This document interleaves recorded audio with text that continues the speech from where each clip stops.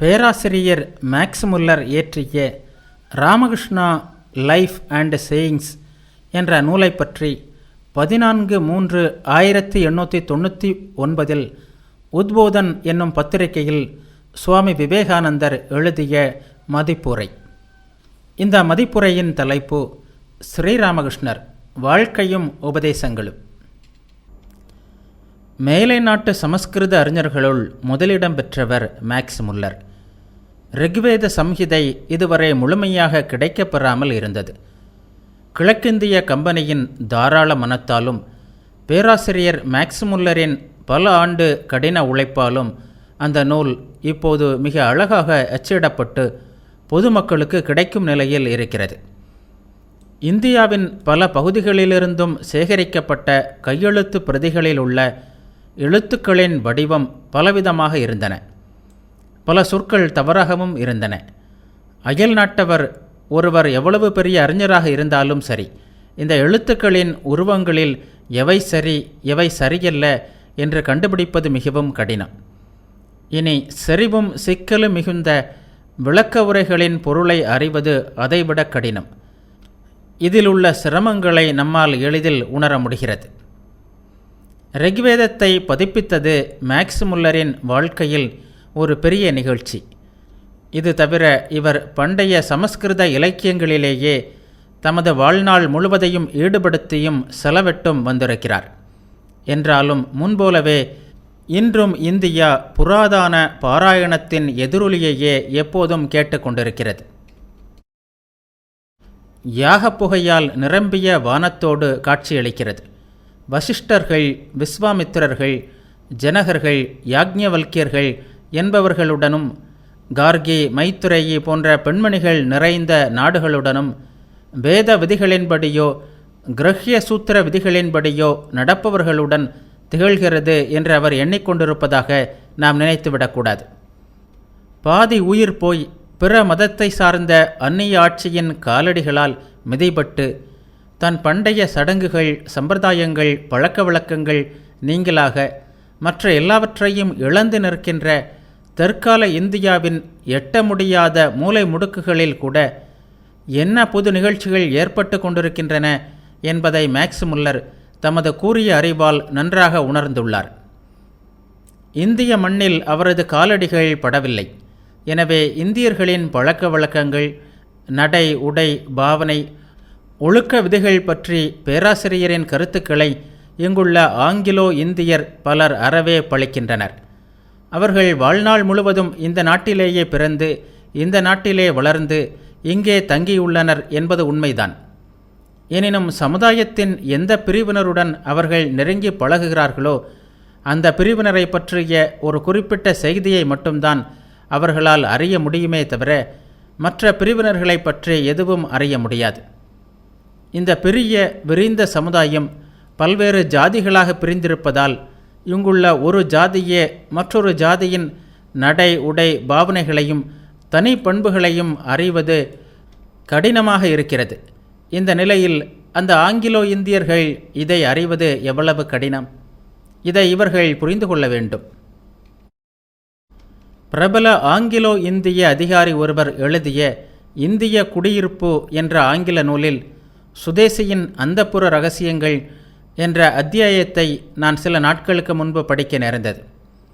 இரகசியங்களை அறிய வேண்டும் என்று ஒவ்வொரு மனிதனின் நெஞ்சிலும் இருக்கின்ற ஆவல் காரணமாக நானும் அந்த பகுதியை படித்தேன்.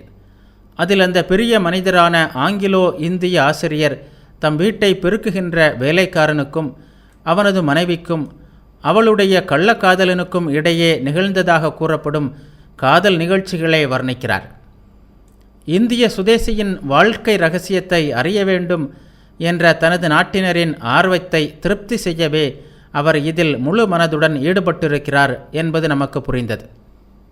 இந்த புத்தகத்திற்கு ஆங்கிலோ இந்திய வகுப்பினர் தந்த மனமார்ந்த வரவேற்பை பார்த்தால் அவரது நோக்கம் வெற்றியடைந்தது என்றே தோன்றுகிறது. அவருக்கும் திருப்திதான். அன்பு நண்பர்களே, கடவுள் உங்களை காப்பாராக என்பதை தவிர நான் வேறு என்ன சொல்ல முடியும்? பொருட்களை நினைப்பதால் பற்று ஏற்படுகிறது. பற்றினால் ஆசையும், ஆசையால் கோபமும் வளர்கிறது என்று பகவான் கீதையில் சொன்னது உண்மையே. அத்தகைய பொருத்தமற்ற விஷயங்கள் கிடக்கட்டும். நாம் நம் விஷயத்திற்கு வருவோம். இந்தியாவின் சமுதாய பழக்க வழக்கங்கள், சட்டதிட்டங்கள், பல மாநிலங்களில் இப்போது நிகழ்ந்து கொண்டிருக்கும் நிகழ்ச்சிகள், இவை பற்றி மேக்ஸ் முல்லர் பெற்றுள்ள அறிவு வியக்கத்தக்கது. அவரது அறிவின் முதிர்ச்சியை நேரடியாகவே நான் அனுபவித்து அறிந்துள்ளேன். முக்கியமாக இந்தியாவில் எங்கே எந்த புதிய மத அலைகள் தோன்றிக் கொண்டிருக்கின்றன என்பதை அவர் கூர்ந்து கவனித்து வருகிறார். இவற்றை பற்றி மேலை உலகம் அறிய வேண்டும் என்பதற்காக அவர் எடுத்து வருகின்ற முயற்சிகள் சொல்லி முடியாதவை. தேவேந்திரநாத் தாகூரும் கேசவசந்திர சேனனும் நடத்தி வருகின்ற பிரம்ம சமாஜம், தயானந்த சரஸ்வதியால் ஏற்படுத்தப்பட்ட ஆரிய சமாஜம், தியாசபிக்கல் சொசைட்டி, இவையெல்லாம் இவரது பேனாவின் புகழுக்கோ பழிப்புக்கோ ஆளாகியிருக்கின்றன. நன்றாக நிலை பெற்றுவிட்ட பிரம்மவாதின் பிரபுத்த பாரதம் என்னும் 2 பத்திரிகைகளில் ஸ்ரீராமகிருஷ்ணரின் அறிவுரைகள் மற்றும் உபதேசங்கள் பற்றி வெளியானவற்றையும் திரு பிரதாப் சந்திர மகிம்தார் அவரை பற்றி எழுதியிருந்ததையும் இவர் படித்தார். அவரது வாழ்வால் கவரப்பட்டார்.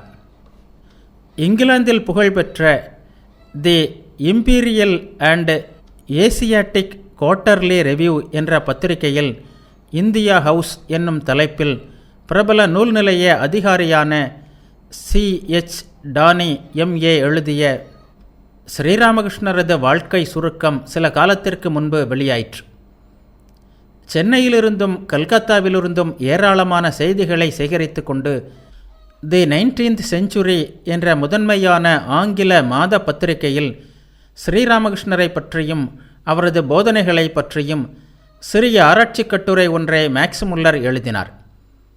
இந்தியா தன் பண்டைய மகான்களின் எண்ணங்களை பல நூற்றாண்டுகளாகவும் மேலை நாட்டு அறிஞர்களின் கருத்துக்களை அண்மை காலங்களிலும் வெறுமனே எதிரொலித்து கொண்டிருக்கும் போது இந்த புதிய மகான் புதிய ஆன்மீக சக்தி நிறைந்த புதிய மொழியில் வழங்கிய கருத்துக்களின் புதுமையால் தாம் கவரப்பட்டதை இந்த கட்டுரையில் அவர் விளக்கமாக குறிப்பிட்டிருக்கிறார்.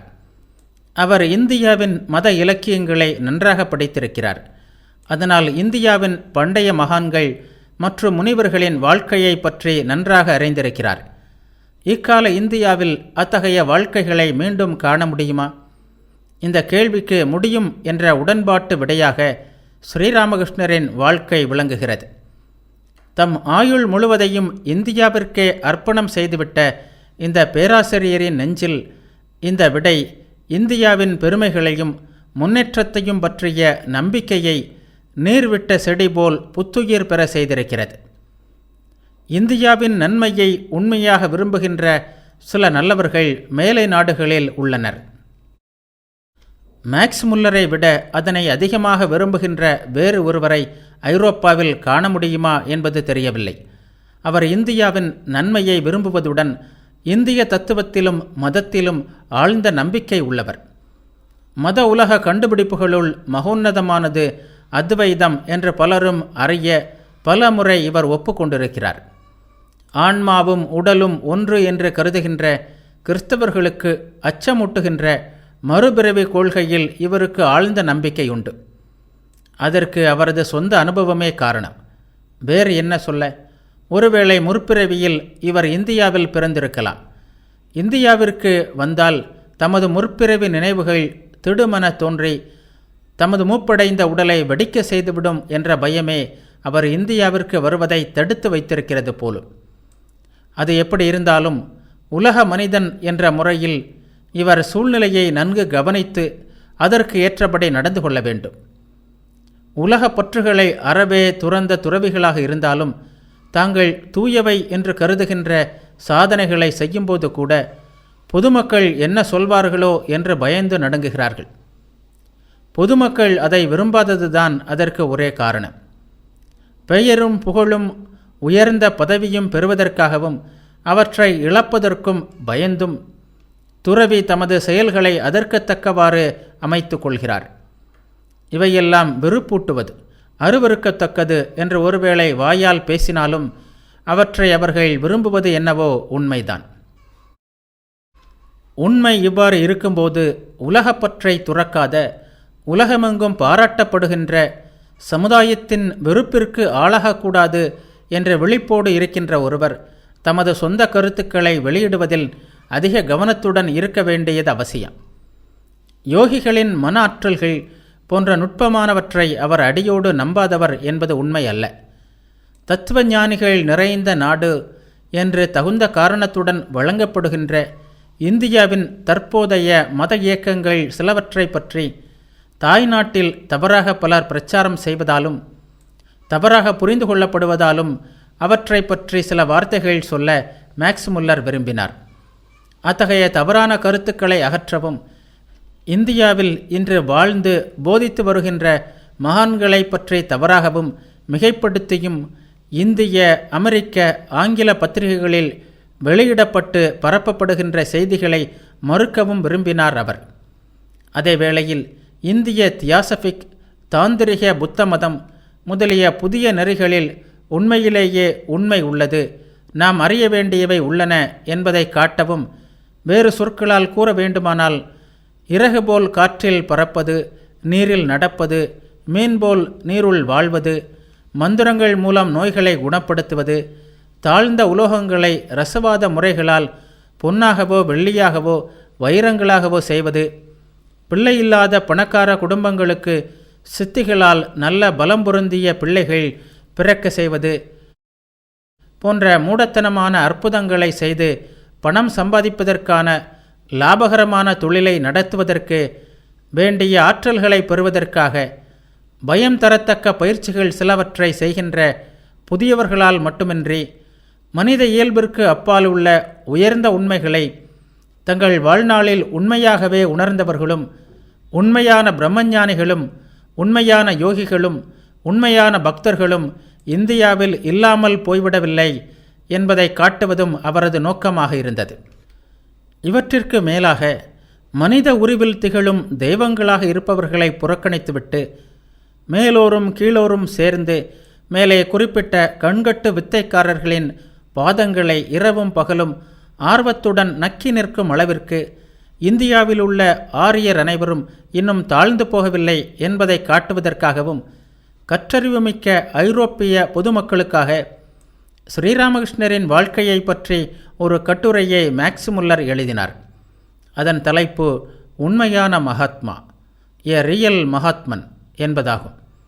அது தி 19th செஞ்சுரி என்ற பத்திரிகையின் 1896 ஆகஸ்ட் இதழில் வெளியாயிற்று. இந்தியாவிலும் அமெரிக்காவிலும் உள்ள கற்றறிவு மிக்கவர்கள் அந்த கட்டுரையை மிகுந்த ஆர்வத்துடன் படித்தார்கள். ஸ்ரீராமகிருஷ்ண தேவரிடம் அதிக ஈடுபாடு கொண்டார்கள்.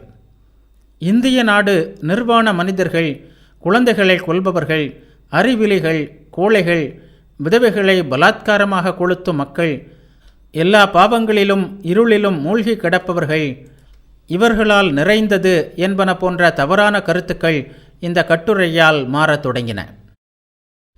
இந்த தவறான கருத்துக்களை வளர்த்தவர்கள் கிறிஸ்தவ பாதிரிகள் மட்டுமல்ல, நமது நாட்டவருள் சிலரும் இதற்கு முக்கிய காரணமாக இருந்தனர் என்பதை நான் வெட்கத்துடனும் மனவேதனையுடனும் ஒப்புக்கொள்ள வேண்டியுள்ளது. இவர்களின் செயலின் காரணமாக மேலை நாட்டினரின் கண்களை மூடியிருந்த அறியாமை திரை இந்த கட்டுரையால் மெல்ல மெல்ல விலக ஆரம்பித்தது. ஸ்ரீராமகிருஷ்ண தேவரை போன்ற உலக குருவை தோற்றுவித்த நாடு நாம் நம்பி வந்த இத்தகைய அருவருக்கத்தக்கவற்றால் நிறைந்திருக்க முடியுமா? அல்லது குழப்பவாதிகளின் கூட்டத்தால் நாம் நெடுங்காலமாக இந்தியாவை பற்றி தவறாக கருதுமாறு ஏமாற்றப்பட்டு விட்டோமா என்ற கேள்வி மேலை நாட்டினரின் மனதில் இயல்பாகவே எழுகின்றது. இந்தியாவின் மத தத்துவ இலக்கிய துறையில் மேலை நாட்டில் முதலிடம் பெற்றவராகிய மேக்ஸ் முல்லர் ஐரோப்பிய அமெரிக்கர்களின் நன்மைக்காக ஸ்ரீராமகிருஷ்ணரின் வாழ்க்கையின் சாரத்தை பக்தி நிறைந்த இதய உணர்ச்சியுடன் வெளியிட்டபோது மேலே குறிப்பிட்ட 2 வகையான குழுவினரும் கொழுந்துவிட்டெறியும் கொடிய பகைமை உணர்ச்சியை காட்டினார்கள் என்பதை சொல்ல தேவையே இல்லை. கிறிஸ்தவ பாதிரிகள் இந்து தெய்வங்களையும் தேவிகளையும் தவறாக எடுத்துக்காட்டி அத்தகைய தெய்வங்களை வணங்கும் மக்களிடமிருந்து உண்மையான மகான்கள் தோன்ற முடியாது என்பதை நிரூபிக்க தங்கள் முழு மனதுடனும் முழு ஆர்வத்துடனும் முயன்றார்கள். ஆனால் அந்த முயற்சி பேரலையின் முன் வைக்கோல் துரும்பு போல் அடித்து செல்லப்பட்டது. விரைவாக பரவிக்கொண்டிருந்த ஸ்ரீராமகிருஷ்ணரின் ஆற்றல் என்னும் பெருநெருப்பை அணைக்க திட்டமிட்டு கொண்டிருந்த நம் நாட்டு குழுவினர் தங்கள் முயற்சிகளெல்லாம் வீணாவதை கண்டபோது மனமுடைந்து விட்டார்கள். இறைவனின் முன் மனித சங்கல்பம் என்ன செய்ய முடியும்? முதியவரும் பக்தி நிறைந்தவருமான அந்த பேராசிரியரை இரு சாராரும் தங்கள் கண்டன கணைகள் மூலம் வன்மையாக தாக்கினர். ஆனால் அவர் இதற்கெல்லாம் பயப்படவில்லை. இத்தகைய எதிர்ப்புகளில் அவர் ஏற்கனவே பலமுறை வெற்றி கண்டவர். இப்போதும் முன்பு போலவே அவர் அந்த எதிர்ப்பை எளிதாக வென்றார். அவர்களின் வீண் கூச்சலை ஒழிப்பதற்காகவும் அவர்களுக்கு ஓர் எச்சரிக்கையாகவும் அவர் ஸ்ரீராமகிருஷ்ணர் வாழ்க்கையும் உபதேசங்களும் என்ற இந்த நூலை வெளியிட்டார். பொதுமக்கள் அந்த மகானை பற்றியும் அவரது கருத்துக்களையும் நன்றாக அறிந்து கொள்வதற்காக முடிந்த அளவு எல்லா செய்திகளையும் திரட்டி அவரது வாழ்க்கையை பற்றியும் உபதேசங்களை பற்றியும் முழு விவரங்களை இந்த புத்தகத்தில் தந்திருக்கிறார். இந்தியாவிலும் அமெரிக்காவிலும் அந்த மகானுக்கு தற்போது பெரும் புகழ் ஏற்பட்டிருக்கிறது. அவரது சீடர்கள் தற்போது அமெரிக்காவில் அவருடைய உபதேசங்களை போதிப்பதிலும் அந்த போதனைகளை கேட்டு அதை ஏற்றுக்கொள்பவர்களை கிறிஸ்தவர்களை கூட சேர்த்து கொள்வதிலும் தீவிரமாக ஈடுபட்டிருக்கிறார்கள். இது ஆச்சரியமாக தோன்றலாம். ஏன், இதை நம்பவே நமக்கு சிரமமாக இருக்கலாம். என்றாலும் ஒவ்வொரு மனித இதயத்திற்கும் ஆன்மீக தாகம் உண்டு, ஆன்மீக பசி உண்டு. விரைவாகவோ தாமதமாகவோ அந்த பசியை தணித்து கொள்ள அது விரும்புகிறது. இந்த பசி உள்ளவர்களுக்கு ஸ்ரீராமகிருஷ்ணரின் சீடர்கள் போதிக்கின்ற மதம் கட்டுப்பாடின்றி அதிகாரமின்றி போய் சேர்கிறது. ஆதலால் இலவச அமுதமாக அதை அவர்கள் வரவேற்கிறார்கள். ஆகவே ஸ்ரீராமகிருஷ்ணரின் மதத்தில் புதிதாக சேர்ந்துள்ளவர்களின் எண்ணிக்கை சிறிது அதிகமாக கூறப்பட்டிருந்தாலும் உலகிலேயே மிக பழமையான மதம் என்றும் தத்துவம் என்றும் தன்னை சரியாகவே அழைத்து கொள்வதும் வேதங்களின் முடிவாகவும் உயர்ந்த நோக்கமாகவும் இருக்கின்றதுமான வேதாந்தம் நமது காலத்தில் இத்தகைய வெற்றியை அடைந்துள்ளதென்றால் அதனை நாம் மதித்து போற்ற கடமைப்பட்டுள்ளோம். புத்தகத்தின் முதற் பகுதியில் மகாத்மா என்றால் யார், வாழ்க்கையின் 4 படிகள், தவம், பயிற்சிகள் அல்லது யோகம் என்ற இவற்றின் பொருள்களை விளக்குகிறார். பிறகு தயானந்த சரஸ்வதி, பவஹரி பாபா, தேவேந்திரநாத் தாகூர், ராதாசுவாமி பிரிவின் தலைவரான ராய் சாலிகிராம் சாஹிப் பகதூர் என்பவர்களை பற்றி லேசாக சொல்லிவிட்டு ஸ்ரீராமகிருஷ்ணரின் வாழ்க்கையை கூறத் தொடங்குகிறார் பேராசிரியர்.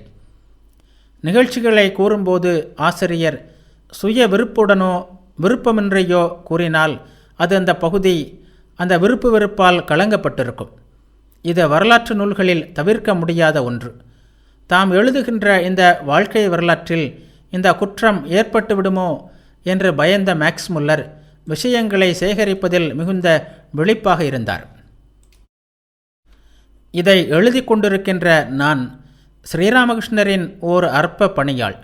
ஸ்ரீராமகிருஷ்ணரின் வாழ்க்கையை பற்றி நான் திரட்டி கொடுத்தவற்றையெல்லாம் அவர் தமது தர்க்க முறையாலும் நடுவு நிலைமையாலும் மிக சரியாக சோதித்து பார்த்திருக்கிறார்.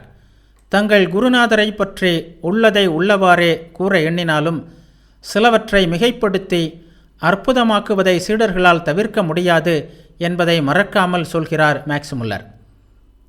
பிரம்ம தர்ம பிரச்சாரராகிய பிரதாப் சந்திர மகிம்தாரை தலைவராக கொண்ட சிலர் ஸ்ரீராமகிருஷ்ணரின் பண்பில் பெருமைப்பட முடியாத ஒரு பகுதி உண்டு என்று மேக்ஸ் முல்லருக்கு எழுதியிருந்தனர்.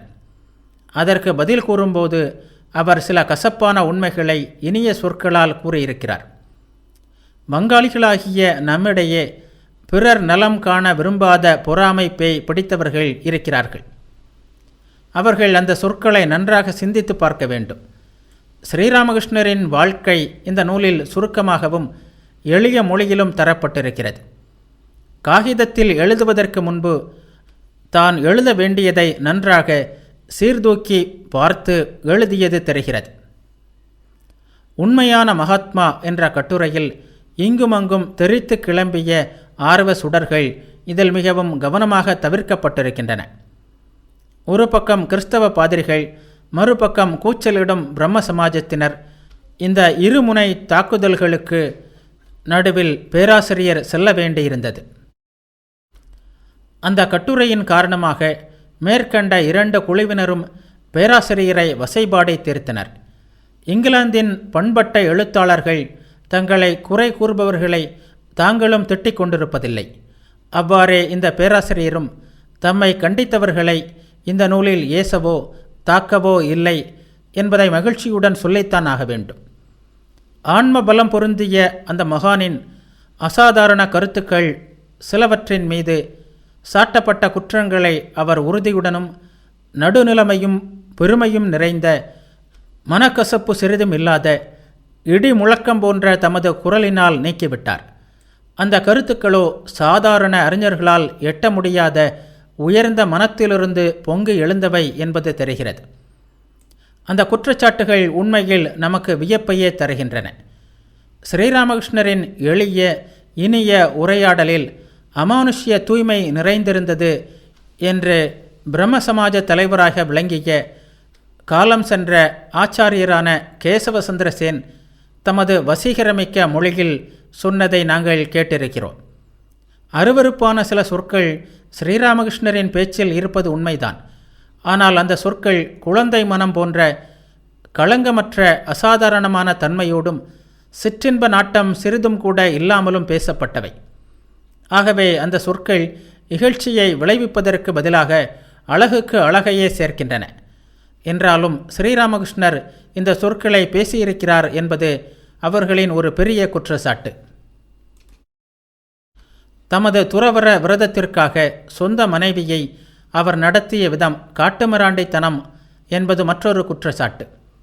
அதற்கு மேக்ஸ் முல்லர், ஸ்ரீராமகிருஷ்ணர் தம் மனைவியின் சம்மதத்துடனேயே துறவு நெறியை மேற்கொண்டார் என்றும் வாழ்நாள் முழுவதிலும் அந்த மனைவி தம் கணவருக்கு ஏற்ற பண்புடன் நடந்து கொண்டதுடன் அவரை தமது குருவாக ஆன்ம வழிகாட்டியாக மனமுவந்து ஏற்றுக்கொண்டார் என்றும் அதன் பிறகு அவர் ஸ்ரீராமகிருஷ்ணருடைய கட்டளையின்படி ஒரு நித்திய பிரம்மச்சாரிணியாகவே இருந்து கடவுள் தொண்டில் ஈடுபட்டு தமது வாழ்நாளை அளவு கடந்த இன்பத்திலும் அமைதியிலும் கழித்தார் என்றும் பதில் கூறியுள்ளார். மேலும் குழந்தைகளை பெறாவிட்டால் கணவன் மனைவியரிடையே அன்பில்லாமல் போய்விடுமா என்று கேட்கிறார் இந்த பேராசிரியர். எந்தவிதமான உடல் தொடர்பும் இல்லாமல் ஒரு பிரம்மச்சாரியாகிய கணவர் பளிங்கு போன்ற தூய வாழ்வை வாழ முடியும். அவ்வாறு வாழ்ந்து பிரம்மச்சாரிணியாகிய தம் மனைவியை பிரம்மானந்தம் என்ற மிக மிக உயர்ந்த ஆன்ம பேராகிய முடிவில்லாத பேரின்ப பெருவாழ்விற்கு ஒத்துழைக்கின்ற வாழ்க்கை துணைவியாக ஆக்கிக்கொள்ள முடியும். இத்தகைய விஷயங்களை இங்கிலாந்தில் நாம் நம்பாதிருப்பது நியாயமாக இருந்தாலும் இந்துக்களின் கபடமற்ற நேர்மையை ஒப்புக்கொள்ள நாம் கற்றுக்கொள்ள வேண்டும் என்று மேக்ஸ் முல்லர் எழுதியிருக்கிறார். தகுதிமிக்க இத்தகைய கருத்துக்களுக்காக ஆண்டவனின் அருள் இந்த பேராசிரியர் மீது மழையாக பொழியட்டும். ஆன்மீக பேற்றை பெறுவதற்கான ஒரே வழி பிரம்மச்சரியம் என்பதை அயல் இனத்தில் பிறந்து அயல் நாட்டில் வாழ்ந்து வருகின்ற இவர் அறிந்துள்ளார். மேலும் இக்காலத்திலும் இந்தியாவில் அத்தகைய பிரம்மச்சரிய வாழ்வு இல்லாமல் இல்லை என்பதை இவர் நம்புகிறார். ஆனால் நம் நாட்டில் பிறந்த ஆஷாட பூதிகளால் திருமணம் என்பதில் சிற்றின்ப வெறியை தவிர வேறு எதையும் பார்க்க இயலவில்லையே. மனிதன் தன் மனத்தில் எப்படி நினைக்கிறானோ அப்படியே புறத்திலும் காண்கிறான். விலைமகளிரை அவர் வெறுத்து ஒதுக்கவில்லை என்பது மற்றுமொரு குற்றச்சாட்டு. இதற்கு பேராசிரியர் தந்த மறுப்பு மிக மிக இனிமையாக உள்ளது. இப்படி ஒதுக்காமல் இருந்தது ஸ்ரீராமகிருஷ்ணர் மட்டுமல்ல, ஆன்மீக தலைவர்களுள் பலரும் விலைமகளிரை வெறுக்கவில்லையே. எவ்வளவு இனிய சொற்கள் இவை! புத்தரின் அருள் பெற்ற அம்பா பாலி என்ற விலைமகளையும் இயேசுவின் அருள் பெற்ற சமாரிடன் பெண்ணையும் இந்த சொற்கள் நினைவூட்டுகின்றன. குடிகாரர்களை அவர் வெறுக்கவில்லை என்பது மற்றொரு குற்றச்சாட்டு. கடவுள்தான் காப்பாற்ற வேண்டும். ஒரு துளி மதுவை ஒருவன் குடித்து விட்டான் என்றால் அவனது நிழலை கூட மிதிக்கக்கூடாது. இதுதானே இவர்களுடைய குற்றச்சாட்டின் பொருள். எத்தகைய பயங்கர குற்றச்சாட்டு! குடிகாரர்களையும் விலை மகளிரையும் திருடர்களையும் மற்ற பாவிகளையும் ஏன் அந்த மகாபுருஷர் அருவருப்புடன் உதைத்து விரட்டவில்லை? கண்ணை மூடிக்கொண்டு ஏற்ற இறக்கமில்லாமல் குழல் ஊதுபவனைப் போல் ஏன் அவர் திரும்பி திரும்பி ஒன்றையே பேசவில்லை? நம் சொந்த கருத்துக்களை மறைத்து கொண்டு சம்பிரதாய மொழியில் ஏன் பேசவில்லை? இவற்றிற்கெல்லாம் மேலாக வாழ்நாள் முழுவதும் அவர் ஏன் சிற்றின்பத்தையே நாடவில்லை? இவையெல்லாம் தான் அவர்களின் குற்றச்சாட்டுகள். இப்படி குற்றம் சொல்பவர்கள் கூறுவது போன்ற ஆச்சரியகரமான தூய்மையுடனும் ஒழுக்கத்துடனும் வாழ்க்கையை திருத்தி அமைக்காவிட்டால் இந்தியா நிச்சயமாக கெட்டொழிந்தே போகுமா? அத்தகைய ஒழுக்க விதிகளின் உதவியால் தான் முன்னேற வேண்டுமானால் இந்தியா அவ்வாறே முன்னேறட்டும். ஸ்ரீராமகிருஷ்ணரின் வாழ்வை விட அவரது உபதேசங்களின் தொகுப்பே நூலின் பெரும் பகுதியாக உள்ளது. இந்த உபதேசங்கள் உலகெங்கும் உள்ள ஆங்கிலம் பேசும் மக்களுள் பலரது கருத்தை கவர்ந்துள்ளது என்பதை நூல் விரைவாக விற்பனை ஆனதிலிருந்தே ஊகித்து அறியலாம். அவரது திருவாயிலிருந்து வெளிவந்த வாக்குகள் பெரும் ஆன்மீக சக்தி நிறைந்தவை. அவை உலகத்தின் எந்த பகுதியிலும் தெய்வீக செல்வாக்கை ஏற்படுத்தியே தீரும். பலரது நன்மைக்காக, பலரது இன்பத்திற்காக ஆன்மீக செல்வர்கள் பிறக்கிறார்கள். அவர்களின் வாழ்வும் செயல்களும் சாதாரண மனித எல்லைகளை விட உயர்ந்தவை. அவர்களின் போதனை முறையும் அதுபோலவே ஆச்சரியகரமானது. நாம் என்ன செய்து கொண்டிருக்கிறோம்?